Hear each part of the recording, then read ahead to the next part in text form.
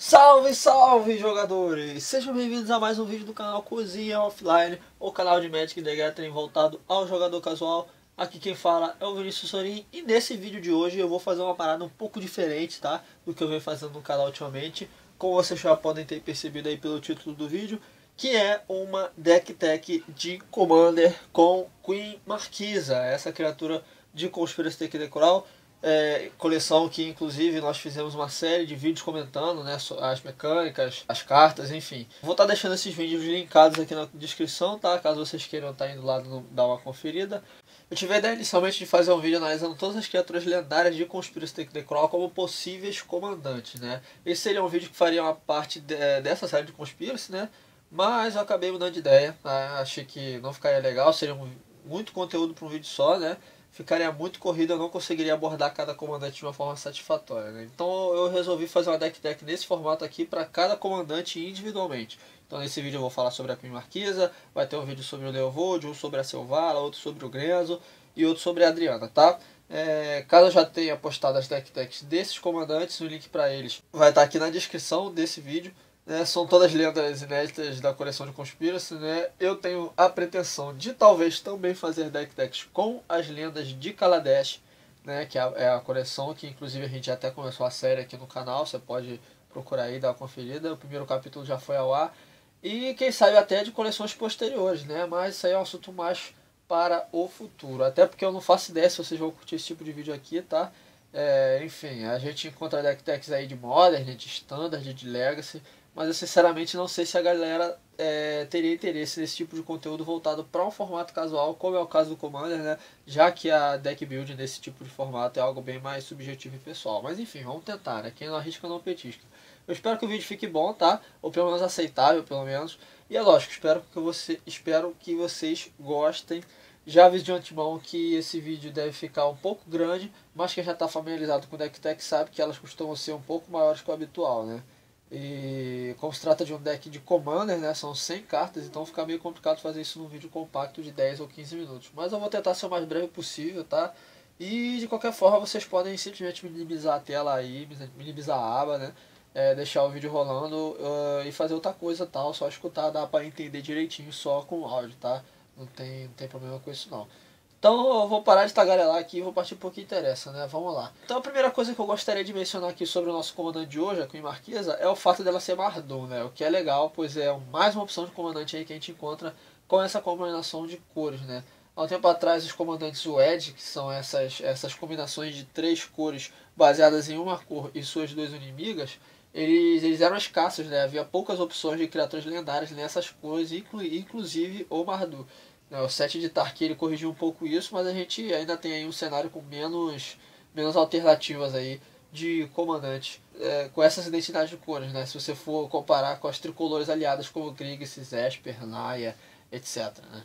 Então a Queen Marquesa ela traz aí mais uma opção para o Commander Mardu. E o que é mais relevante ainda nesse sentido, né, que a Queen Marquesa ela é um comandante que pode ser mais direcionado para um arquétipo de controle, né? Enquanto outras lendas de Mardu, como a gente vê aí, né? Que são mais voltadas para um agro, né? Como é o caso da Kali ou do Zurgo, a Marquesa ela é mais utilitária no deck Stax, ou, por exemplo, ou um Pile of Fort, né? E a gente sabe que o Mardu pode ser uma combinação que tem potencial para boas construções com estratégias desse tipo, né? Então tem essa consideração inicial aí sobre ela. A segunda menção, que na verdade é um contra, é que ela carece de poder individual. Ela é uma criatura de pouco impacto, não é uma carta muito forte, na minha opinião. E isso acaba que dificulta a vida de quem pretende montar um baralho em torno dela mesmo, né? Não só por causa do acesso às cores, né? É mais difícil então você montar um deck mais competitivo, mais eficiente, usando a Marquesa como foco estratégico. Apesar disso, eu acho ela uma carta legal, tá? Eu acho que ela tem personalidade, digamos assim. Ela tem uma habilidade singular, essa é a palavra certa. Né? Habilidade única. E é uma carta política, né? Coisa que eu prezo bastante, é realmente o meu estilo de jogo. Então, eu vou tentar apresentar aqui opções para você usar um deck realmente baseado em Queen Marquesa, né? E o mais importante é que eu vou tentar mostrar opções budget, né? Opções para você que pretende montar um deck com orçamento relativamente baixo, tá? As minhas builds elas são sempre muito experimentais, eu tenho esse padrão de deck build, né? Então eu nunca monto um deck fechadinho, redondinho, eu gosto sempre de estar experimentando, sei lá, de repente sair uma coleção nova aí, e eu tenho a oportunidade de testar outras peças, né? Então minhas listas são bem maleáveis, assim. Então, à medida que eu for avançando na deck tech, eu vou também mencionar cartas que eu de repente não estou usando, mas que podem agregar algo ao deck, né? E vou dizer também por que, que eu não estou usando, né? E por que, que ela pode, essa determinada carta pode, né, ser útil no deck, né? Vou estar falando sobre isso também. Bom, vamos então ver qual é aí a linha de raciocínio, né, que a gente vai seguir para esse deck de Queen Marquisa, esse comando de Queen Marquisa, né? Para começar, vamos passar o olho na nossa comandante de hoje, né? Nossa rainha. Ela é um custo 4, uma mana genérica, uma branca, uma preta e uma vermelha. Ela é 3/3, é uma criatura humana. Ela tem toque mortífero e ímpeto. E além disso, ela tem outras duas habilidades desencadeadas que são as que eu vou mais me ater, né? São as que eu vou mais me concentrar, porque elas vão ser mais fáceis da gente estar explorando, né? Embora o ímpeto e o toque mortífero, eles também vão ser relevantes em algum momento, né? Eu já vou falar sobre isso. Então, prosseguindo aí, né? Quando a Queen Marquesa entra em jogo, você se torna um monarca, né? Monarca, que é uma mecânica implementada nessa coleção de Conspiracy 2, eu falo sobre Monarca em detalhes, né, no primeiro vídeo da série Conspiracy, né, qualquer coisa é só você dar uma olhada lá, lembrando que ele vai estar linkado aqui. Mas basicamente é uma característica que o jogador pode adquirir no decorrer do jogo, né? Tem essa token aí que vem nos boosters de Conspiracy, que serve justamente para representar o monarca da vez, né? E ela é bem autoexplicativa, né? Então o jogador que for o monarca no início da sua etapa final, ele vai comprar uma carta. Então essa é a vantagem de você ser um monarca, né? Você vai fazer uma draw adicional por turno, e o que é mais importante, né, que como é no final do turno, você já vai comprar muitas vezes no mesmo turno que a Marquisa entrar em jogo, né? Considerando que ela vai entrar das formas naturais, né? Geralmente no seu turno. Então você já vai ter você já vai colher os benefícios de ser um monarca logo assim que ela entrar em jogo. Só que tem um detalhe, né? Porque a condição de monarca, apesar dela ser permanente, ela também é usurpável. Alguém pode roubar a coroa de você. Então, enquanto você for monarca, além de comprar carta, toda vez que a criatura causa dano de combate a você, o controlador daquela criatura se torna o novo monarca, tá? Então, basicamente é uma mecânica que gera uma zoeira no jogo, né? E é uma zoeira que, uma vez que comece, vai durar a partida inteira. Então, o cara que for monarca, ele vai precisar se defender bem se ele quiser manter isso, né? Porque ele certamente vai ser alvo de ataques, né? Com frequência. Enfim, essa é uma habilidade ATB que a gente encontra em diversas outras criaturas em Conspiracy 2, né? Tem várias outras cartas com habilidades assim. Mas o que é interessante na Marquesa, especificamente, né, além dela ser lendária e poder ser usada como comandante, é que a última habilidade dela complementa a monarquia de uma forma curiosa, né? Então, no início da sua manutenção, se o oponente for um monarca, você coloca no campo de batalha uma ficha de assassino preta 1/1 com ímpeto e toque mortífero. Então, quer dizer, ela entra em jogo e faz de você um monarca. Mas caso algum engraçadinho queira tomar isso de você, o que pode acontecer e certamente vai acontecer, né? Você também não vai sair perdendo. Você vai colocar uma ficha com o Death Touch toda a manutenção. Tudo bem que pode não ser grande coisa, né? Mas enfim, o nosso trabalho aqui, então, vai ser maximizar isso. Explorar o máximo do potencial dessa carta e da interação dessas duas habilidades, tá? Bom, para isso eu escolhi criar uma construção voltada para uma estratégia baseada em criaturas principalmente, tá? Então as criaturas vão ter um papel fundamental aí nessa construção. E essa estratégia vai explorar principalmente o combate, tá? O combate também vai ser muito importante. A maioria das habilidades vai ser relacionadas ao combate. E esse deck ele basicamente vai ser um deck de controle, tá? Mas que pode se comportar como agro também, dependendo da situação, né? Isso é muito comum em Commander, dada a variedade de cartas que a gente encontra, né, nos decks e tal. E, bem, vamos ver então como é que é isso, né? Então, como é que isso vai funcionar. Então, partindo do pressuposto que eu quero permanecer o máximo de tempo possível como monarca, eu vou precisar me defender dos ataques dos meus oponentes, né? Então, para isso eu vou usar não só as minhas criaturas para bloquear, que é a forma convencional de se defender de ataques, né? Mas como vou usar também uma estratégia Pilo Forte, né? E o que seria Pilo Forte, né? Para você que não sabe, eu vou explicar brevemente, né? Pilo Forte é uma estratégia típica de mesão, né? De jogos multiplayer, onde você procura criar um ambiente que faça com que seus oponentes não te ataquem, né? Seja porque eles não podem, seja porque não vale a pena, ou simplesmente porque de repente seja melhor ele visar um outro jogador, né? Então você vai influenciar, meio que influenciar a mente dos seus oponentes para que eles não não ataquem você ou visem outra pessoa. Então eu vou usar cartas que dificultam a vida de quem possa querer me atacar ou que facilitem a vida de quem quer atacar os meus oponentes. Então nesse deck eu incluí 6 slots, né? Eu tenho 6 cartas com essa função defensiva, né? Vocês estão vendo elas aí na tela, né? Nós temos a prisão fantasmagórica, encantamento clássico, custo 3, que faz com que as criaturas não possam atacar você, a menos que seu controlador pague 2 para cada criatura atacante, né? Tem outro encantamento aí que é custo 4, né? É preto, Cascatas de Cosco, que funcionalmente ele é idêntico à prisão fantasmagórica, né? Tem o mesmo efeito. As criaturas não podem atacar você, a menos que seu controlador pague 2 para cada criatura. Só que ele tem um pequeno drawback aí, que você precisa virar uma criatura desvirada que você controla no início da sua manutenção. Caso você não faça isso, você tem que sacrificar as Cascatas de Cosco, né? Ele tem esse drawbackzinho aí, mas é um encantamento muito bom também. Temos o Kazul, tirando dos penhascos, né? Uma criatura também muito legal. Ele é custo 5, 5/4, toda vez que uma criatura que um oponente controla ataca, se você for jogador defensor, você coloca no campo de batalha uma ficha de criatura vermelha 3/3 do tipo ogro, a menos que o controlador daquela criatura pague 3, né? Basicamente é parecido com a prisão fantasmagórica com as cascatas, tá? Ela vai ter a mesma função. Muitas vezes o oponente ele não vai te atacar por conta desses 3 que ele tem que pagar. Só que no caso do Kazoo, ele funciona meio que como uma fábrica de bloqueadores, né? Então, essas 3 cartas elas vão evitar que alguém te ataque muitas vezes, né? Às vezes o cara ele tem muitas criaturas e ele não vai querer pagar 1 milhão de mana pra te atacar com todo mundo, né?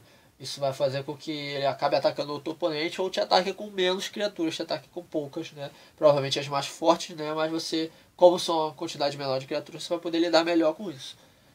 Então são cartas muito eficientes nesse sentido.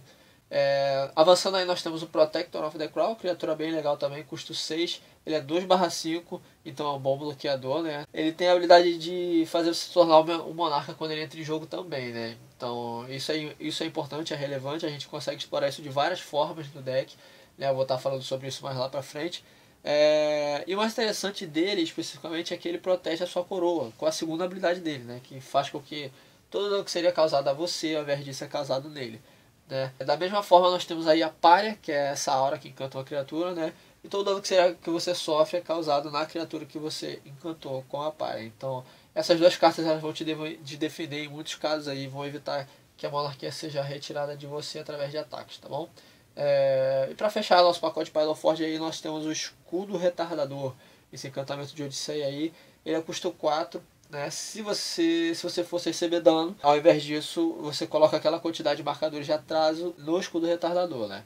E no início da sua manutenção, você remove todos os marcadores de atraso do escudo retardador, e para cada marcador que você remover dessa maneira, você perde 1 ponto de vida, a menos que você pague 2, sendo uma mana genérica e uma branca. É uma carta interessante no deck, bem interessante, particularmente porque ela vai anular o dano que você fosse receber, né? De qualquer forma, você vai receber esse dano, né? Mas mesmo que seja mais tarde, porém ele virá em forma de perda de vida, né, ao invés de dano. Ou seja, ele vai impedir que a monarquia seja tirada de você. E em outro caso, né, você pode estar removendo o escudo retardador antes que chegue a sua manutenção. E assim você não vai precisar perder a vida, né? Vai ficar tudo de boa lá, né? Até que legal dessa construção aqui. Essa é uma peça muito, muito legal. E é uma carta barata, tá? Uma carta bem acessível, apesar de ser antiga. Então essas foram as 6 cartas do pacote, né? Esse pacote Pile of Forte que eu estou usando no deck. Mas é claro que tem coisa relevante que ficou de fora aí, seja porque eu não achei o slot ou porque simplesmente não tem na minha coleção, né? Mas acho que vale a pena mencionar porque pode ser opções úteis aí. Então nós temos um anexo de Norne, basicamente uma variação da prisão fantasmagórica, né? Só que é mais pesada. Eu não estou usando esse deck porque eu preferi pôr as cascatas de Cosco. Eu achei que fosse uma opção melhor, justamente pelo fato do anexo de Norne não ser um encantamento, né? E mais pra frente eu vou mostrar pra vocês que esse deck ele vai ter uma interação especial com encantamentos, né? Então a gente vai ver isso. Isso aí foi um fator que me fez preferir as cascatas de Cosmo. Tem também o Thunderstaff e o Orbe da Proteção, que são boas defesas contra um deck Swarm de fichas, por exemplo, né? Então se no seu grupo você tem uma recorrência muito grande de decks desse tipo, que usam e abusam de fichas, você pode estar usando uma dessas cartas aí, ou as duas, né? Como uma condição aí para se defender desses decks, tá? Tem o Gigante de Paliçada, carta bem legal. Eu inicialmente pus ele na lista, tá? Mas eu tive que tirar, pois eu precisava de slots, então ele acabou dando lugar ao Protector of the Crown. Ele também previne o dano nas minhas permanentes, é uma carta mais ou menos parecida, né, com o Protector, mas só que o Gigante Paliçada ele previne, ele redireciona para ele também o dano que fosse ser causado às minhas permanentes também, né? Então isso acaba que torna ele melhor do que o Protector em muitos casos. Porém, nesse deck eu vou usar cartas que vão estar na mesa para receber dano mesmo. Então eu vou falar sobre elas daqui a pouco, né? Mas o Gigante Paliçada ele anularia a função dessas cartas, então eu acabei tirando ele por conta disso também. E temos aí o Confinamento Solitário, que é uma carta fantástica, joga muito no deck, mas ela é uma carta cara, né? E eu não tenho na minha coleção, então como eu não estou afim de gastar muito dinheiro, eu não vou pôr no deck, tá? Mas se eu tivesse, com certeza eu usaria, né?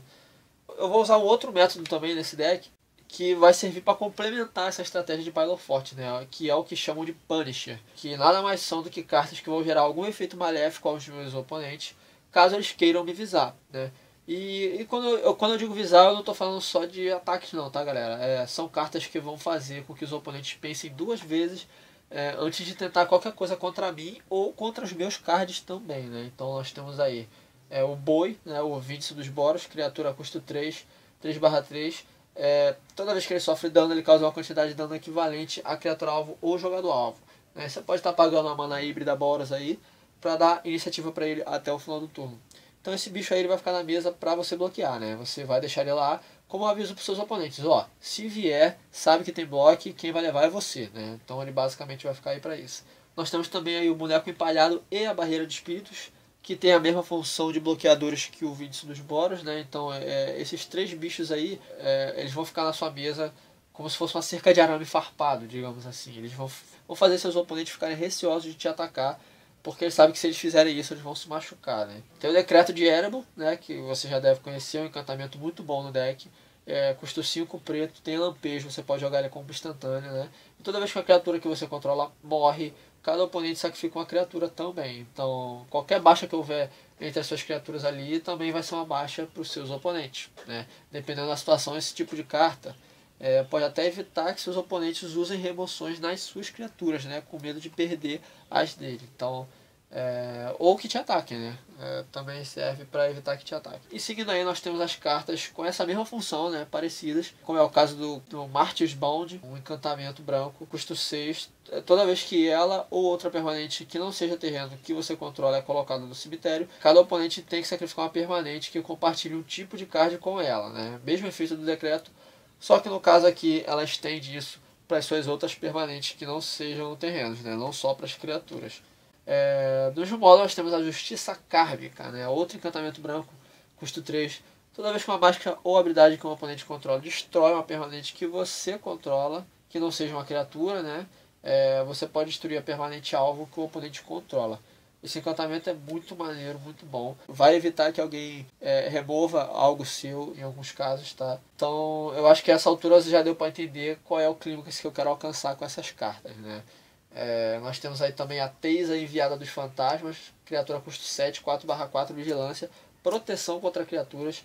E toda vez que uma criatura causa dano de combate a você, você destrói aquela criatura e coloca no campo de batalha uma ficha de espírito 1/1 branca e preta com voar. Cara, apesar do custo alto dessa carta, ela funciona muito nesse deck.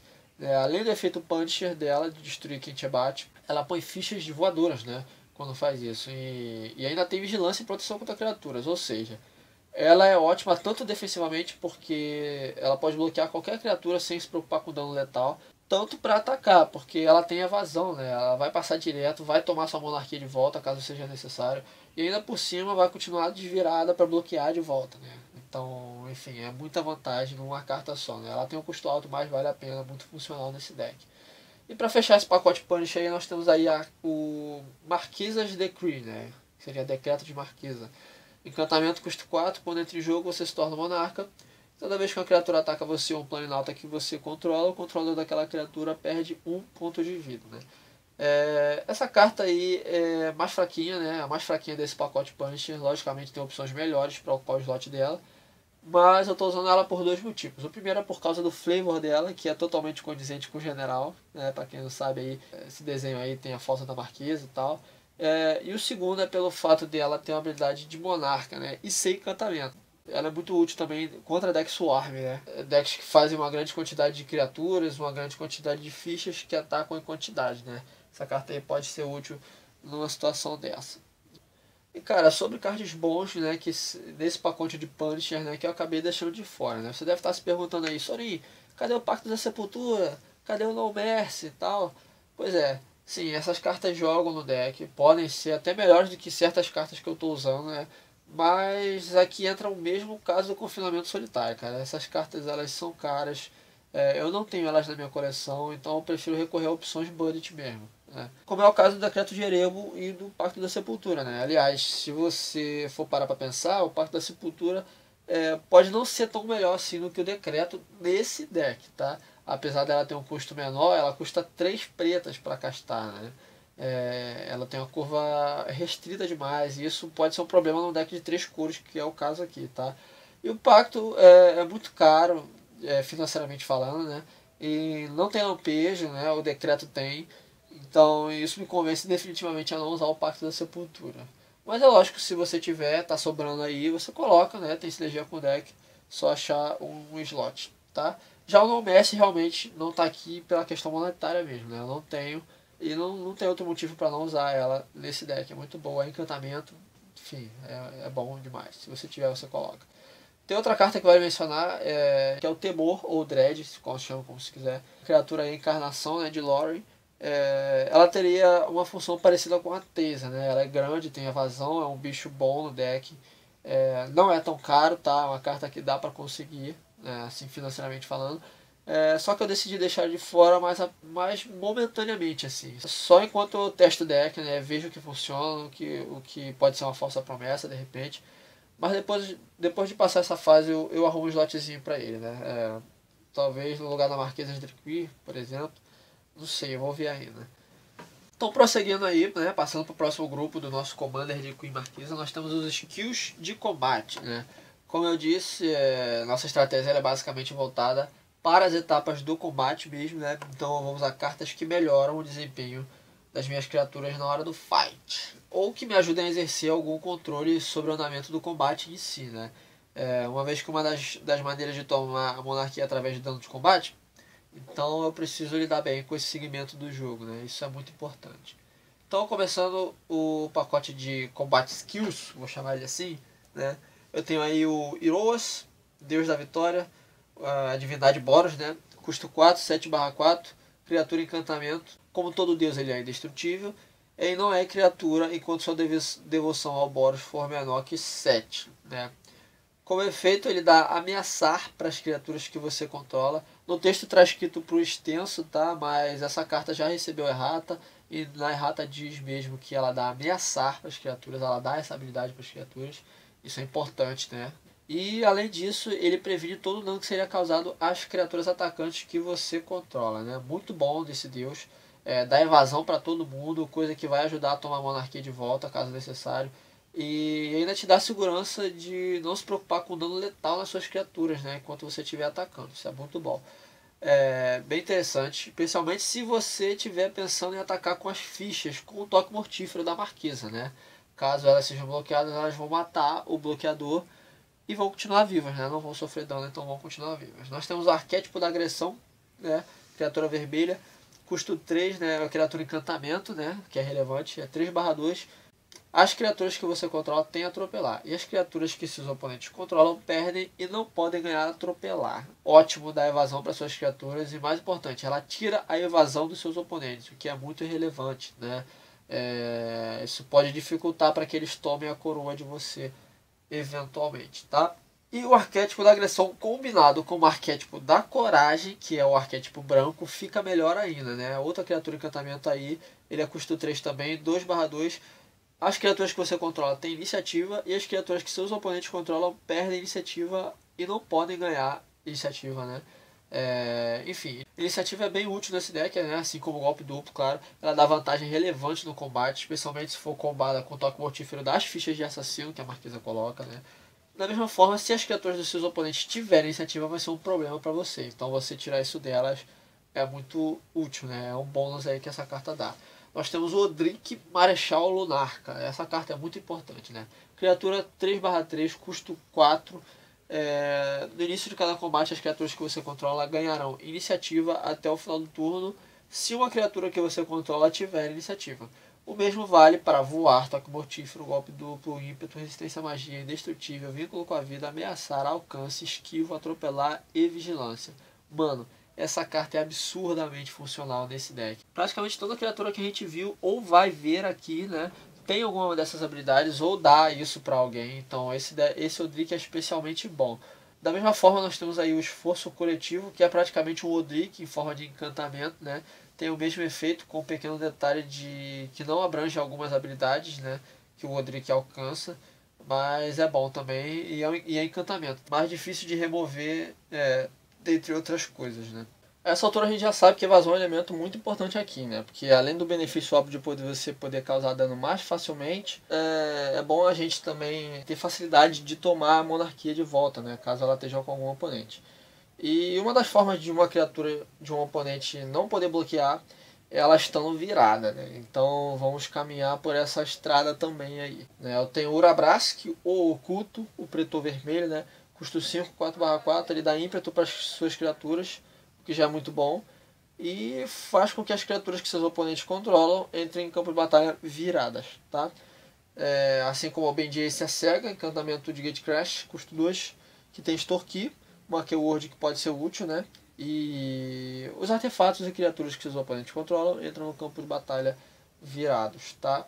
Então, com essas duas peças aí, seus oponentes não vão poder contar com as criaturas que eles puserem na mesa para bloquear, né? Isso é relevante. Eu conto também com o Soberano Fatífero, criatura horror, custo 5, Orzhov, né?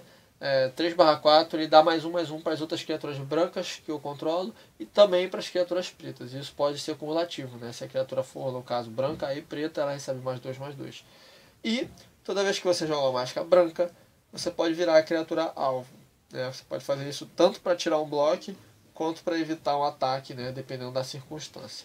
Além disso, toda vez que você joga uma mágica preta, você pode destruir a criatura alvo se ela estiver virada. Então ela também serve aí como uma remoção de criaturas bem funcional, né? Bom, seguindo aí dessa linha de raciocínio aí, né, eu pensei comigo, já que eu quero deixar meus oponentes virados e meu deck se defende bem, né, com Palo Fortes e Punish, por que não fazer isso forçando eles a atacar, né? Então, veja bem. Fulmico Sangue Ruim, criatura lendária vermelha, custo 4, 3/2, tem bustido X, ou seja, quando ela bloquear ou for bloqueada, ela recebe +X/X até o final do turno, sendo X igual ao número de criaturas atacantes, né? E ela faz com que as criaturas que seus oponentes controlam ataquem a cada turno se estiverem aptas. Então você usa ela para forçar ataques ruins, né? Você tira o controle de seus oponentes, tem sobre as criaturas deles, né? Eles vão ser obrigados a atacar e ocasionalmente vão deixar o campo aberto sem defesa, né? Caso você esteja com Obediência Cega ou Urabrask já na mesa, nem vai adiantar ele fazer criaturas na segunda principal, porque elas vão entrar viradas também, não vão poder bloquear, né? E o que é melhor, se você tiver um campo bem servido com cartas de proteção, né, como é o caso da Prisão Fantasmagórica, da Teisa, o Kazoo, ou até a própria Marquesa e suas fichas, né, que tem toque mortífero, é bem possível que seus oponentes não ataquem você, né? Eles vão ficar mais confortáveis batendo entre eles, né? E é claro, caso alguém seja abusado o suficiente para bater em você, ou se você estiver em um duelo, né? Pode ser que isso seja mais benéfico para você do que para o próprio cara, né? Provavelmente ele vai sofrer dano ou vai perder criatura por causa da vantagem que a gente tem no combate, né? Continuando aí com essa mesma função de forçar ataques ruins, eu conto também com o Grenzo Havoc Riser de Conspiracy 2, o Goblinzinho aí, que é uma carta muito bacana, que pode dar gold numa criatura alvo toda vez que uma criatura que você controla causa dano de combate, né?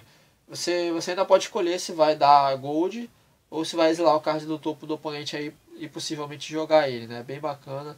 Eu pus mais por causa do gold mesmo. Mas se tiver mais opções aí, né, não vai fazer mal a ninguém, né? E para fechar esse pacotão aí de skills de combate, eu estou usando também o Gideon Jura, né? Planeswalker, custo 5. Com a primeira habilidade ele bota +2 e durante o próximo turno do oponente alvo, as criaturas que aquele jogador controla atacam o próprio Gideon Jura se estiverem aptas, né? Então ele também pode forçar um ataque ruim para o oponente deixar as criaturas dele viradas, né? E ainda comba consigo mesmo, né? Com a segunda habilidade dele, né? Que você tira 2 marcadores e você destrói a criatura alvo virada. Então ele funciona com uma remoção também, né? Dependendo da ocasião, você também pode usar o ultimate dele, né? Na verdade não é o ultimate, mas enfim. Você tira 0 marcadores e transforma ele num bichão invulnerável a dano. E você pode espancar com ele aí, né? Muito funcional, muito bom. Cartas que ficaram de fora desse pacote, mas que valem a menção, né? A gente sabe que o Pretor Vermelho, né, o Urabrask, ele é uma carta que ficou meio cara, né? Não é uma carta tão acessível. Mas como opções nós podemos usar aí o Soberano Imponente, né? Tem essa criatura aí, um bichinho branco. Não tem a qualidade do Pretor, mas pode exercer a mesma função, né? E é bem mais econômico, né? Tanto de custo de mana quanto monetariamente falando, né? Também tem a Talha Cátara Herege, né, que é uma carta um pouco mais cara que o Soberano Imponente, mas pelo menos também é bem mais barata que o Urabrask, né? Então essa é uma vantagem. Inclusive eu acredito que ela possa ser até melhor do que o Pretor Vermelho, né, em alguns casos, porque ela faz não só as criaturas, como os terrenos não básicos também entrarem em jogo virados, né? Muito bom.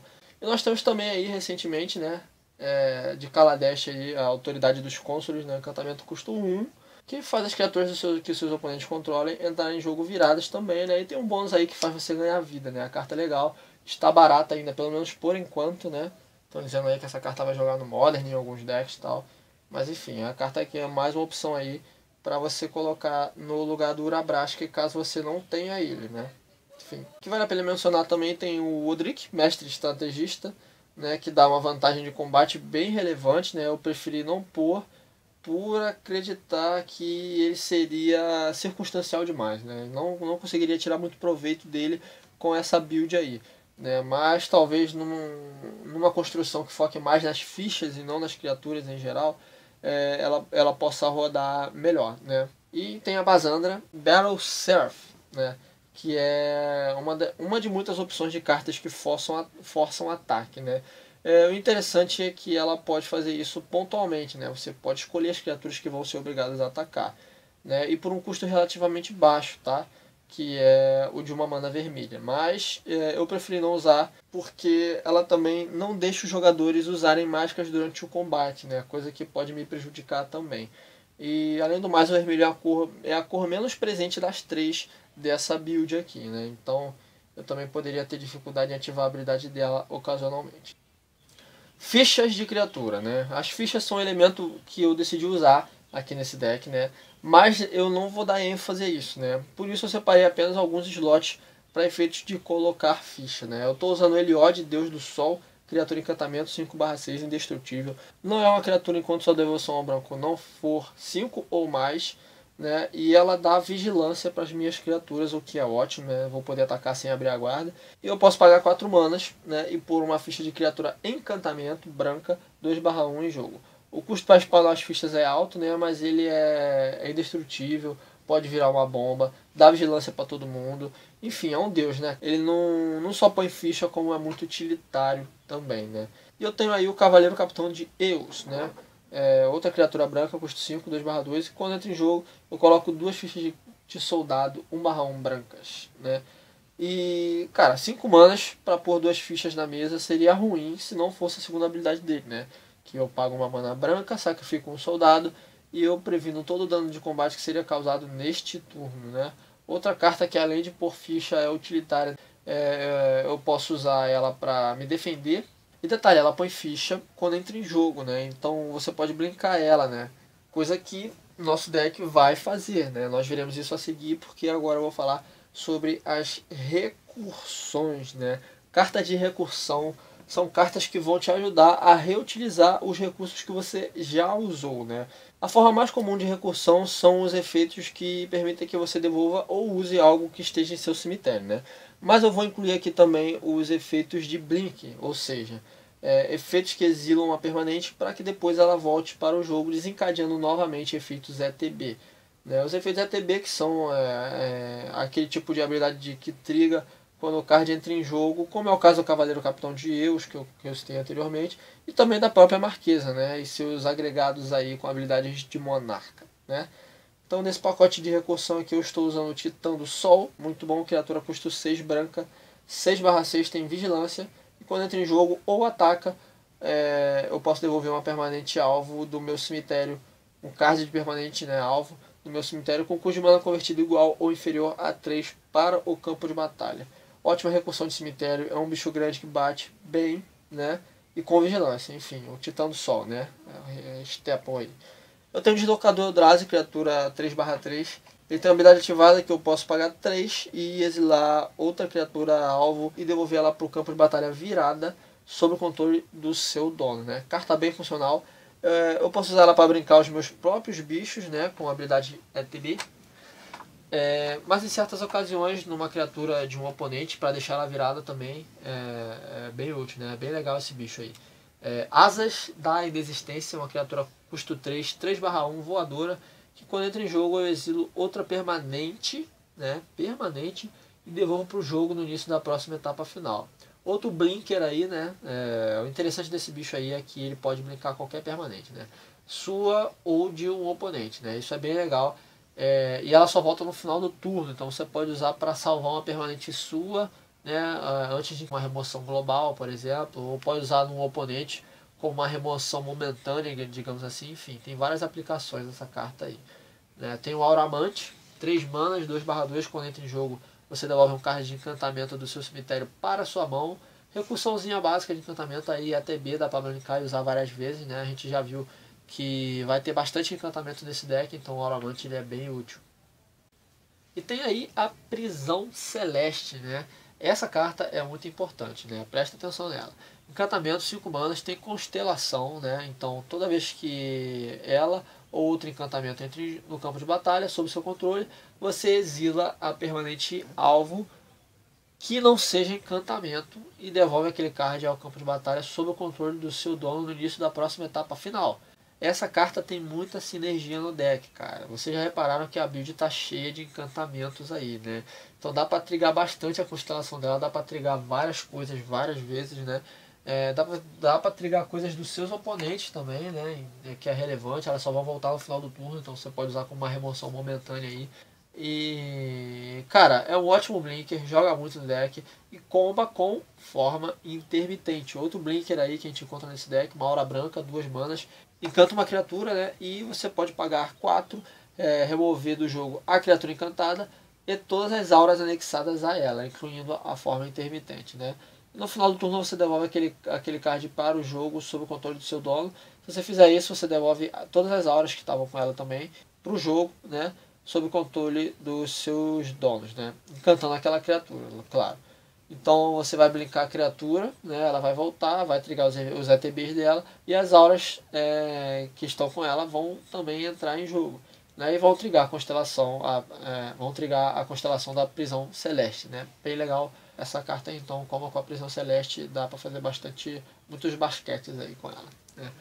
Prosseguindo com o pacote de recursões aí, nós temos as recursões de cemitério, né? Reclamação Phyrexiana, encantamento preto, uma mana preta, né? Para baixar, você paga 2 manas e 2 pontos de vida e devolve o card alvo de criatura do seu cemitério para sua mão. Ótima recursão de criaturas, é um encantamento, né? Enfim, muito bom. E para fechar, nós temos aí os Sussurros Intermináveis, encantamento preto, 4 manas, que diz o seguinte: cada criatura tem. Quando esta criatura morrer, escolha um oponente alvo. O jogador escolhido coloca este card de criatura daquele cemitério em jogo sob seu próprio controle no final do turno, né? Então, bom, essa carta merece uma análise mais profunda porque ela pode ser bem caótica, né? Realmente, se você não souber usar ela, ela pode voltar ao jogo contra você, né? Ela é uma recursão de cemitério, só que para todo mundo, né? Todo mundo vai se beneficiar, entre aspas, dela, né? E, cara, com isso aí na mesa, qualquer criatura só vai sair de cena definitivamente se ela for exilada, né? Caso contrário, ela vai sempre estar voltando para o campo de batalha sob controle de alguém, né? Que você não sabe, né? Que não está totalmente sobre seu controle. Mas, enfim. Por que eu estou usando ela, então? Simples. Porque eu também tenho várias cartas que vão me fazer tirar vantagem dela. Por exemplo, os próprios blinks, né? Os efeitos que blinkam aqui sempre vão devolver a permanente exiladas as permanentes exiladas pro controle do dono, né? Então, se uma criatura minha morrer e voltar sob o controle de algum oponente, eu posso blinkar ela, que ela vai voltar para mim, né? Ah, mas aí você deve estar se perguntando, ah, Sorin, mas as criaturas dos seus oponentes, elas vão voltar também. Quem te garante que os seus oponentes vão escolher você para controlar elas? Bom, é claro que se alguém me escolher, né, eu vou aceitar de bom grado na maioria dos casos. Mas eu não estou contando com isso, né? Não foi pensando nisso só que eu pus essa carta, né? Na verdade, eu estou usando sussurros intermináveis também para perpetuar o caos na mesa em combinação com aqueles efeitos que a gente já viu de forçar ataques, né? Então, quando você obriga as criaturas dos oponentes repetidamente a atacar, eventualmente vai chegar uma hora que elas vão começar a morrer. E se nenhum oponente responder adequadamente, vai chegar uma hora que não vai ter mais criatura para atacar, né? Então, não que isso seja ruim para mim, né? Mas vai acabar com a diversão, né, do jogo, assim. Então, como esse aqui é um deck Pile forte que tenta se defender e desviar o foco dos meus oponentes, né, para que eles se escalpelem entre si, às vezes é interessante que seus oponentes tenham algumas criaturas para que você possa estar usando elas contra eles mesmos, né? Então, Sussurros Intermináveis está aí para ajudar a manter esse ambiente caótico para que você possa estar tirando proveito, beleza? Outro detalhe também que eu considero o mais importante acerca dessa carta, Sussurros Intermináveis, né? Note que a habilidade da Marquesa de pôr ficha, ela funciona se um oponente for o Monarca, né? E nós temos no deck cards de criatura que, quando entra em jogo, tornam o controlador dela o Monarca, né? Então eu posso estar usando sussurros intermináveis para colocar essas criaturas sob o controle de algum oponente, né?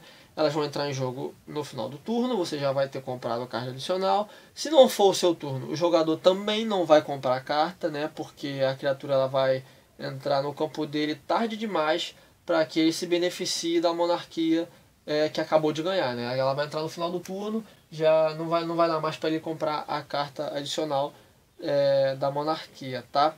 E quando chegar a sua manutenção, você vai pôr a ficha com a marquesa, né? E depois é só brincar a criatura que tiver sob o controle do oponente, né? Então esse encantamento aí é uma tecnologia que, se usada com sabedoria, vai ter muita aplicação. Ela vai potencializar aí a habilidade da marquesa, tá? Logicamente é uma carta circunstancial e perigosa, né? Não é tão fácil de usar. Pra falar a verdade, eu ainda tô testando ela, né? Aliás, eu tô testando o deck inteiro ainda, né? Tô vendo ainda aí o que ela pode agregar, né? Mas enfim. Na pior das hipóteses, é um slot que pode ser facilmente substituído, né? Não é uma carta essencial assim, mas tem uma interação divertida e eu pretendo experimentar, testar isso aí mais um pouquinho, tá? Esse foi o pacote de recursões, então. Tem cartas que ficaram de fora, claro, mas eu vou, enfim, falar sobre elas agora, né? Nós temos a Kaya Ghost Assassin Planalter apresentada em Conspiracy 2, ela é Orzhov, custo 4. E a habilidade mais relevante dela para esse deck é a primeira, né? Que você tira 0 marcadores, você exila ela e outra criatura alvo e devolve esses cards para o jogo no final do turno, sob o controle dos donos, né? Mais uma máquina de blinkar aí que pode agregar muito pro deck, certamente eu usaria, mas enfim, não estou usando ela porque não tenho, né? Basicamente por conta disso. Enfim, tem uma infinidade de staples aí de recursão que eu não estou usando, mas eu não vou citar todas, é claro, né? Mas tem aí o Guia Kármico, que já foi uma carta relativamente cara, né? Mas que hoje está bem acessível, dá para conseguir. Talvez eu até coloque aqui no futuro, se encontrar slot, né? Tem o Restoration Angel e por aí vai, né? Tem recursões de encantamento, que no caso eu só estou usando uma, que é o Aramante, né? Eu acho que é pouco, provavelmente eu vou colocar mais no futuro, né? Mas enfim, por aí vai, né? Tudo é uma questão de gosto, né? Tudo é questão de gosto e do que está ao seu alcance monetário, lógico, né? Então, dando prosseguimento aí à nossa tech, vamos falar agora sobre as remoções, né? Que são um elemento importantíssimo que qualquer deck tem que ter, né? Todo deck precisa de remoção para você conseguir lidar adequadamente com as ameaças dos seus oponentes, né? Então, começando aí pelas remoções pontuais, né? Que são as remoções que vão tirar uma coisa de cada vez, né? E não tudo de uma vez. Então, nós temos aí o Desfazer Angustiado, Máscara Instantânea Orzhov, custo 3. Exila uma permanente não terreno e você perde 3 pontos de vida. Uma remoção simples e eficaz, nada o que comentar sobre ela, né? Tem o Mago Rural do Ergar, criaturinha Boros, 3 de custo, 2/2, quando entra em jogo, Se você controla duas ou mais montanhas, você pode destruir o artefato alvo. E se você controla duas ou mais planícies, você pode destruir o encantamento alvo. Ok. É uma carta que eu uso para remover 2 recursos dos meus oponentes, né? Parece uma troca bem justa, né? Se eu puder brincar e fazer de novo, fica melhor ainda, né? Se eu puder voltar com o Titã do Sol, ótimo. E outra coisa, no caso dele morrer com sussurros intermináveis, né? É só dar ele para alguém que não tenha branco nem vermelho no deck que tá tudo certo, né? Eu tô usando também o Palace Jailer, 4 manas, 2/2 de branco. Quando entra em jogo você se torna monarca, né? E quando entra em jogo você exila a criatura alvo que um oponente controla até que o oponente se torne o monarca. É uma remoção ETB aí com a habilidade monarca, né, embutida. Realmente ele merece um emprego na corte da Rainha Marquesa, né? Ele lembra um caçador de demônio, né? Mas é melhor. Ele é melhor do que o caçador de demônio, pelo menos nesse deck aqui, porque ele pode sair do jogo à vontade, né? Inclusive ele pode ser blinkado, né? Sem se preocupar em trazer de volta a criatura que ele exilou, né? Tô usando aí também o Assassino da Realeza, carta criatura preta, 3 manas, 1/1. Vira ele e destrói a criatura alvo virada. Show! Tem um bom custo-benefício e tem sinergia tanto com a nossa estratégia quanto com o flavor do nosso general, né? O Assassino da Realeza aí. Tem o Avatar da Mágoa, um bichão 6/5, 8 manas. Se houver 10 ou mais cards no total, em todos os cemitérios ele custa 6 manas genéricas a menos para ser jogado. Tem Amedrontar, que é uma evasão, né? E você pode virar ele, destruir a criatura alvo e ela não pode ser regenerada. Certamente é uma ótima carta aqui, é uma bomba, tem evasão e de quebra é uma remoção bem eficiente, né? Com custo-benefício considerável, né? A gente sabe que no mesão não é difícil haver 10 cartas no cemitério de todo mundo, né? Então provavelmente a gente vai conseguir muitas vezes aí colocar ele pelo custo reduzido. Seguindo aí nós temos a Aura de Silêncio, encantamento branco, custo 3. As máscaras de artefato ou encantamento que seus oponentes jogam custam 2 a mais para jogar. Você pode sacrificar ele e destruir o encantamento ou artefato alvo. Ótima remoção e é mais um encantamento aí para trigar a constelação, tá? Voltar ao pó, mágica instantânea branca, custo 4, remove de jogo, exila, né, no caso, o artefato alvo ou encantamento alvo. Se você jogou essa máscara durante a sua fase principal, você pode remover do jogo um outro artefato ou encantamento alvo, né? Ótimo também, uma carta por 2 dos meus oponentes, né? No mesmo caso aí do Mago Rural, do RH, muito bom. Custo de Lich, criatura preta, 5 manas, 4/2, quando entra em jogo você se torna monarca, e toda vez que você se torna monarca, o jogador alvo sacrifica uma criatura. Não é uma carta que me agrada muito, mas pela interação com a monarquia achei que valeria a pena testar, né? Então eu estou usando ele aí. Nós temos aí também o Atrito, né? Encantamento preto, custo 3, paga uma mana preta, sacrifica uma criatura, destrói a criatura alvo que não seja preta, né? Essa carta, ela, apesar de, além de ser encantamento, né, o que é bom, eu estou usando ela porque é uma remoção, né, e ela é uma bucha de sacrifício, né, eu posso usar ela para sacrificar as minhas criaturas, né. Para falar a verdade, eu coloquei ela mais por conta dos sussurros intermináveis, né, eu joguei as primeiras partidas com o deck da Marquesa, eu consegui colocar os sussurros intermináveis na mesa, mas eu não tinha formas de sacrificar as minhas próprias criaturas, né? Eu tinha que contar com o bloqueio ou com o ataque dos meus oponentes para poder perder, para minhas criaturas poderem morrer, né? E eu senti um pouco de falta assim de buchas de sacrifício. Então eu coloquei o Atrito para suprir essa demanda aí, tá? A única carta desse tipo que serve para sacrificar, né, no deck. Eu achei que não teria necessidade de mais, já que seria apenas para combar com sussurros intermináveis, tá? Para fechar aí o pacote de remoções pontuais, eu tenho Petroprotetor, criatura branca 3/2, voa, tem lampejo, quando entra em jogo você tem que devolver uma criatura que você controla para sua mão, e também quando entra em jogo você exila o card alvo de um cemitério, né? Cara, sério, eu adoro essa carta. Ela também pode funcionar como uma recursão, né? Pela habilidade de devolver uma criatura para sua mão, mas geralmente eu uso ela devolvendo ela mesmo, né? Que aí eu vou estar sempre usando ela como remoção de cemitério. Ela tem uma sinergia especial aí com o Soberano Fatífero, né? E com sussurros intermináveis também, né?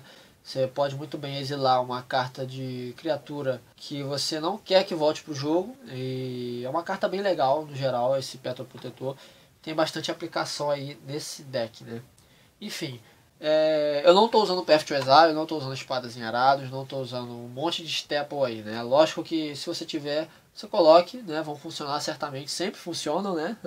Mas eu prefiro experimentar, né? Então eu estou dando espaço aí para coisas diferentes, né? Pelo menos nessa etapa beta de testes do deck, tá? Indo agora para as remoções globais, remoções em massa, né, que a gente usa para limpar a mesa quando o negócio foge do controle. Eu costumo não exagerar no número de remoções globais, tá? Eu sempre uso poucas, porque eu não aprecio muitos jogos onde tem uma global atrás da outra, assim. Eu acho isso muito chato. O jogo tende a ficar muito arrastado, então eu sempre procuro usar mais remoções pontuais e menos globais, tá? Essa é uma opinião minha, lógico que isso é subjetivo, você pode não pensar da mesma forma. Se for o caso aí, certamente é interessante você dedicar mais slots para as remoções globais, tá? No caso desse deck aqui eu estou usando apenas 3, né? É um número até baixo para os meus padrões, né? Geralmente eu uso mais 5 ou 4, mas eu vou usar apenas 3 aqui porque, além das remoções pontuais que eu falei agora há pouco, tem cartas no deck que podem servir como remoções também, como é o caso do Decreto de Erebo, né? O Soberano Fatífero, o Gideon Jura. Então já dá para controlar bem a mesa sem a presença de globais em excesso, né? E também porque minha estratégia é baseada nas criaturas, né? Então é mais interessante para mim, na maioria dos casos, dar vários pins do que uma global, tá? Bom, eu estou usando o comando austero, uma das melhores remoções globais brancas, na minha opinião, né? Pelo fato de você poder escolher o que vai tirar, né? Como é um deck que usa muitas criaturas e encantamentos, isso aí é uma coisa importante a se considerar. E eu estou usando Subterranean Tremors, feitiço de Conspiracy 2. Muito bacana, também é controlável. Você consegue ter o controle do que você vai remover, né? Ela causa X de dano em cada criatura sem voar. Dependendo da ocasião, nenhuma criatura sua vai receber dano, né? Se você tiver com o Godric, por exemplo. De qualquer forma, se você tiver o boneco empalhado, ou a barreira de espíritos, ou o víndice de Boros, você ainda pode machucar o oponente por tabela aí, né? Se X for maior ou igual a 4, você também destrói todos os artefatos. O deck razoavelmente usa poucos artefatos, com exceção das pedras de mana, né, que a gente vai ver mais pra frente. E se X for igual ou maior a 8, você coloca uma ficha de lagarto 8/8 em jogo. Bem legal essa carta aí. E a última remoção global que eu estou usando é o Anjo da Explosão Solar. Criatura branca 4/5, custo 6, voa e quando entra em jogo você destrói todas as criaturas viradas, né? Já vimos que o deck é eficiente em virar criaturas e a gente consegue fazer isso de diversas formas, né? E o fato de ser um efeito ATB, que você pode também usar mais de uma vez brincando, etc., torna essa carta aí muito funcional aqui, certo? Um outro elemento muito importante são as cartas de draw, né? Cartas de compra. Todo deck deve ter cartas de compra. Nessa categoria aqui eu estou usando apenas 3 cartas, né? Um número baixo, abaixo do recomendado, né? O ideal para um deck normalmente é ter mais. Só que o motivo para isso é simples, tá, galera? Monarquia, né? A própria monarquia é uma draw engine, né? E eu tenho outras 6 cartas com habilidades de monarquia, né, espalhadas aí, exercendo outras funções que não sejam especificamente comprar cartas, tá? Inclusive uma dessas é a própria comandante, né? Então somando com essas aqui eu tenho um total de 9 Draw Engines, né? Que é um número bom, um número equilibrado para um deck de Commander, tá? O detalhe da monarquia é que ela é um draw lento, né? Você vai comprar uma carta adicional só por turno, né? Geralmente isso em si é muito bom, faz muita diferença, mas pode acontecer de você precisar de mais que uma carta no final do seu turno para salvar sua pele. Então é interessante a gente somar a monarquia com outras draw engines para a gente gerar mais card advantage, né? Então temos aí a Arena Phyrexiana, encantamento preto, 3 manas, no início da sua manutenção você compra um card e perde 1 ponto de vida. Carta bem conhecida vai fazer você comprar mais cartas aí por turno, né? E o que é importante, você vai comprar essa carta no início do turno, então você vai poder usar ela mais rápido, né? Geralmente. Temos também aí o Erebo, né? Deus dos Mortos, a divindade preta, aí, criatura encantamento, custo 4, 5/7, indestrutível. Não é criatura enquanto sua versão preto for menor do que 5. E seus oponentes não podem ganhar vida, né? Além disso, ela tem uma habilidade ativada que você paga 2, né? Uma mana genérica e uma mana preta, e paga 2 pontos de vida. E você compra um card. Esse draw aí que ela dá pode ser um pouco custoso, né? Mas é uma carta multifuncional, né? Ela pode ser um bom bloco, caso já seja uma criatura. E é um hate contra decks que abusam de ganhar vida, como o do Louro, por exemplo, né? Enfim, é um dos meus muitos utilitários desse deck aqui, tá? Por último eu tenho Encantadora de Meseta, criatura branca, custo 3, 0/2. Toda vez que você conjura um encantamento, você pode comprar uma carta. Como o deck é cheio de encantamento, está explicado, né? Você vai poder comprar bastante carta aí junto com a Encantadora de Meseta. Logicamente existem muitas Drawing diárias úteis aí que a gente pode estar usando. Tem Assinar com Sangue, Ancient Cravens, Mentor dos Humildes, né? A Arena Phyrexiana é uma carta muito boa, mas é um pouquinho cara para alguns, né? Então você pode substituir ela aí por, sei lá, Conexões do Submundo, né? Enfim, vai do seu gosto aí, né? O que você tem à sua disposição também, né? Com isso a gente tem só umas sobras aí, né? Que seriam cartas que estão no baralho que não se encaixariam exatamente em nenhum desses pacotes aí, né? Então eu tenho duas criaturas que eu uso como uma espécie de finisher, né? A primeira é o Skyline Despot, uma bomba vermelha de Conspiracy Tech Crawl. É um dragão custo 7, 5/5, e quando entra em jogo você se torna monarca, tá? E no início da sua manutenção, se você for monarca, você coloca em jogo uma ficha de dragão vermelha 5/5 com voar. Um bichão com mecânica de monarca, então é válido, né? Joga no deck certamente, né? E temos aí essa gracinha, né? A Feijia Intocável. Custo 7, sendo 3 manas genéricas e 4 pretas. Ela é 4/4. Quando entra em jogo, se ela não tiver sido conjurada da sua mão, você perde o jogo. Então brincar essa diva aí jamais, né? Toda vez que ela causa dano de combate a uma criatura, você destrói aquela criatura e ela não pode ser regenerada. E toda vez que ela causa dano de combate a um jogador, aquele jogador perde o jogo. Simples assim, né? Esse aí é um verdadeiro finisher, né? Se você tiver uma invasão, né? Se você dá uma invasão para ela, coisa que não é difícil de conseguir com o deck, você vai jogar um amiguinho pro alto aí numa paulada só, né? E cara, ela comba com sussurros intermináveis.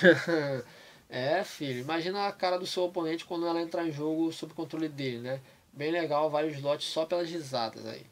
O problema dela é a curva, né? Que a curva dela é bem complicada. São 4 manas pretas que você precisa. Pode ser um problema num deck de 3 cores, mas o preto é uma cor bem presente nessa build aqui. Então eu acredito que isso não seja tão problemático assim, pelo menos no late game, né?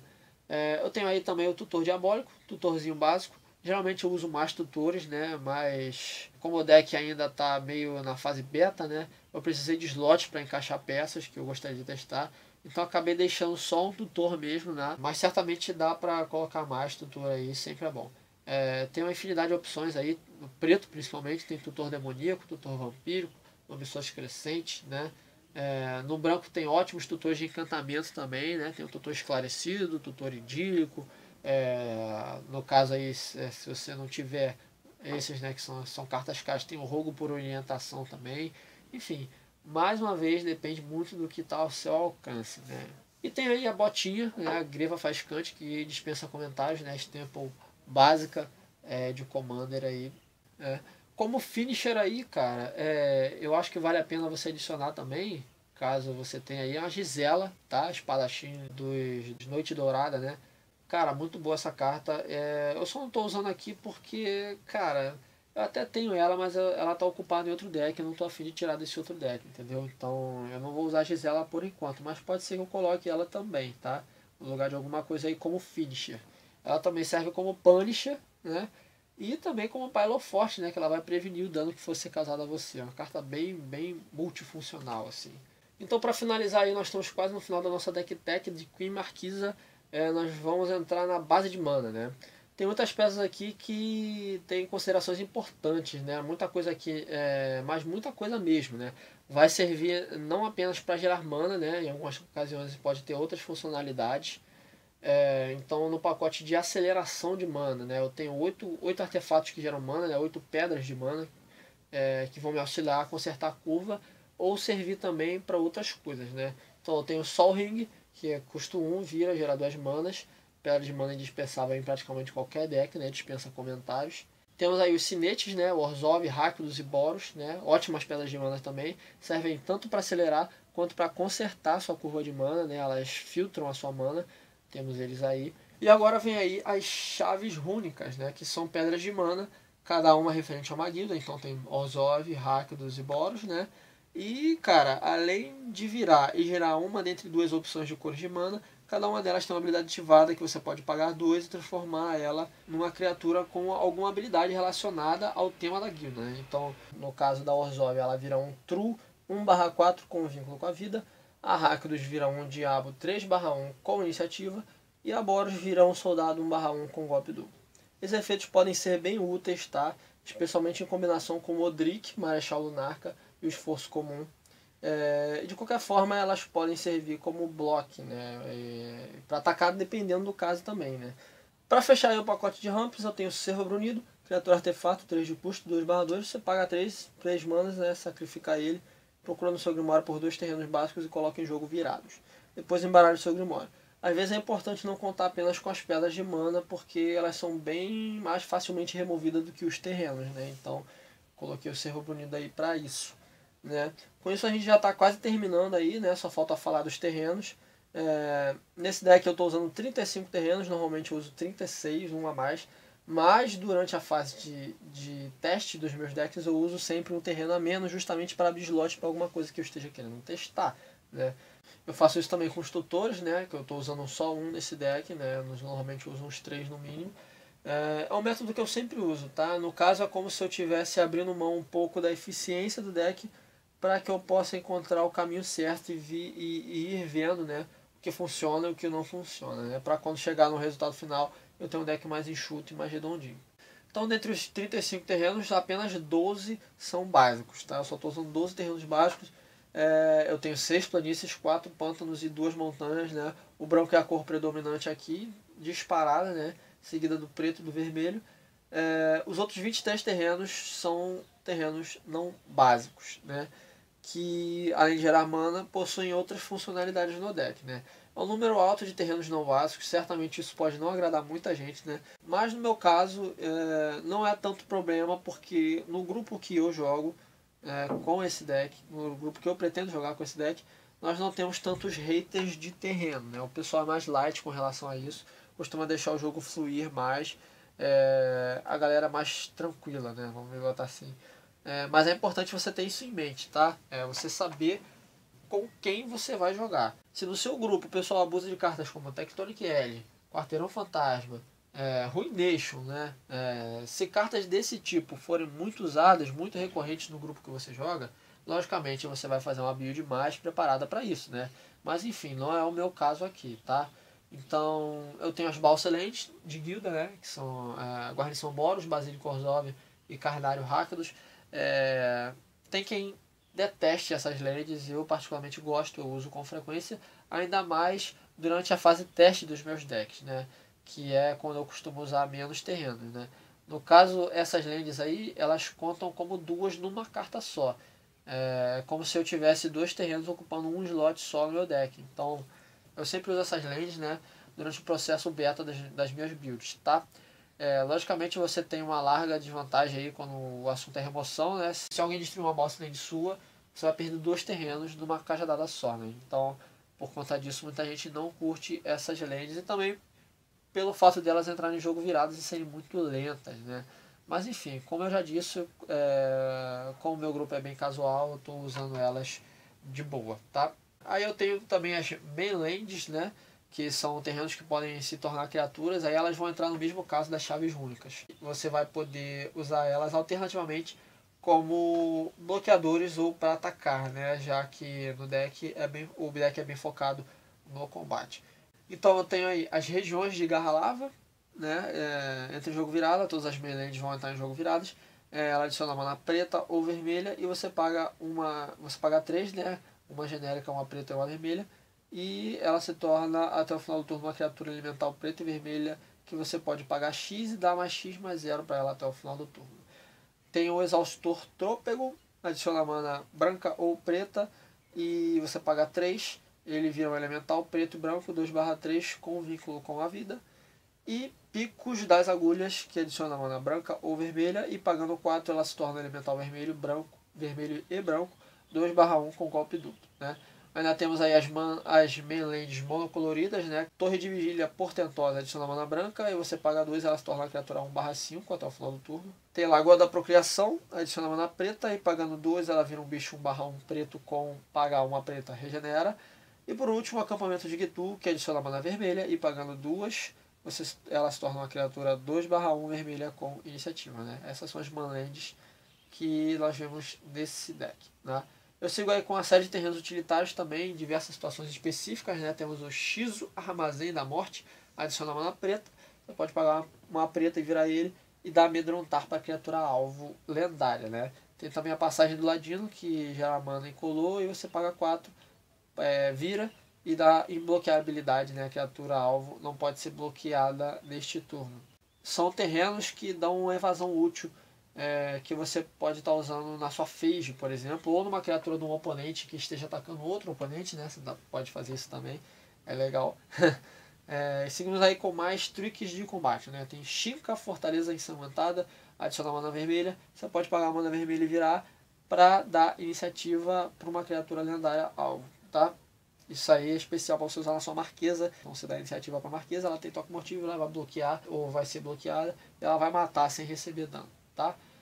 Temos a Câmara do Arcanjo, adiciona mana incolor e você paga 4, vira ela e ela dá toque mortífero e vínculo com a vida para cada criatura que você controla até o final do turno. Seguindo aí nós temos a Fortaleza dos Matadores, também gera mana incolor, paga uma branca e uma vermelha. Você vira ela e ela dá mais 2/0, ímpeto e vigilância para a criatura alvo. E aí nós seguimos aí com Hammerheim, terreno lendário que gera mana vermelha, você pode virar ele e a criatura alvo perde todas as suas habilidades de travessia de terreno. Essa é uma carta bem específica, né? Afinal de contas a gente não vê mais um número bom de criaturas com uma travessia de terreno, né? Mas de qualquer forma é um terreno que entra em pé, né? Ela não tem drawback nenhum, então eu estou usando ele aqui no lugar de uma montanha básica mesmo. Mais para o caso de ter um recurso, né, para você tirar a evasão de certas criaturas, como Sheoldred, por exemplo, que possam estar te atacando com o intuito de roubar sua coroa, certo? Labirinto Ludibriador, gera mana incolor, você paga 4, vira ele e exila uma criatura alvo atacante que um oponente controla, devolve ela para o jogo no início da próxima etapa final. Esse terreno é muito bom para se defender, especialmente se você estiver com sussurros intermináveis em jogo, né? Se o oponente estiver atacando com uma criatura sua, por exemplo, você pode exilar a criatura e ela voltar no final do turno sob o seu controle, né? Tem o Homerward Path, né, que também serve como contingência caso você esteja usando sussurros intermináveis. É um terreno que gera incolor e você pode virar para cada jogador ganhar o controle de todas as criaturas as quais ele seja dono. Daí nós seguimos aí com 2 terreninhos que colocam fichas, né? Tem a Fortaleza de Ker, que gera mana incolor e você paga 2, sendo uma genérica e uma vermelha, né? Você vira ele, você coloca em jogo a ficha de Cobalt 0/1 vermelha. E tem um posto avançado que Gelorano, um terreno que gera mana branca. Ele tem um drawbackzinho que se ele fosse entrar em jogo você precisa sacrificar uma planície, caso contrário você coloca ele no cemitério, né? Ele vai direto pro cemitério, nem chega a entrar em jogo, mas enfim. Ele tem uma habilidade aí muito bacana, você paga 2, vira e põe uma ficha de soldado 1/1 branca em jogo. Ele é especialmente bom com o Cavaleiro Capitão de Eos, né? Mas de qualquer forma fazer ficha é sempre bom, em qualquer caso, né? Para bloquear ou para atacar também. Aí nós temos a Torre do Relicário, terreno que faz com que você não tenha limite máximo de cards na mão, coisa que pode ser bem relevante, né? Porque nesse deck a gente vai comprar muita carta, decorrência da monarquia, né? O Pântano de Bojuka, que quando entra em jogo exila o cemitério do jogador alvo, ótima remoção de cemitério. E por fim a Command Tower para fechar aí terreno Staple de Commander, que dispensa comentários, né? Isso aí, galera, essa foi a nossa primeira deck tech aí sobre a Queen Marquisa, essa criatura lendária de Conspiracy Take the Crown. O link, eu tô deixando o link aqui na descrição para a lista completa desse deck, tá? No site Liga Magic, né? Lá você vai poder estar conferindo lá todas as cartas, inclusive o preço delas e tal. Continue acompanhando o canal aí, nós estamos na semana especial aí, na série de Kaladesh, né? Analisando todas as cartas e as mecânicas dessa coleção. O primeiro capítulo já foi ao ar, você pode estar dando uma conferida lá. E enfim, eu vou continuar postando deck techs aí, né? No próximo vídeo aí eu vou falar sobre mais uma lenda de Conspiracy Take the Crown, né? Eu não sei ainda em qual periodicidade eu vou estar postando esses vídeos, tá? Mas eu pretendo fazer pelo menos um por semana, tá? Então até o final desse mês de outubro aí a gente vai ter todas as lendas de Conspiracy já com deck techs aí no canal. E mais pra frente, né, quem sabe eu também faça sobre as lendas de Kaladesh, né? Fica aí essa expectativa pro futuro aí, né? Digam o que vocês acharam aí do vídeo, tá? Se vocês gostaram, se vocês querem, né? Se vocês têm a pretensão de estar consumindo esse conteúdo, né, de deck tech sobre o Commander, dê o feedback de vocês aí, é muito importante. Não esqueça de curtir o vídeo, de comentar, de compartilhar e se inscrever no canal, tá? Isso é muito importante, ajuda muito, né? E é isso aí, até a próxima. Valeu!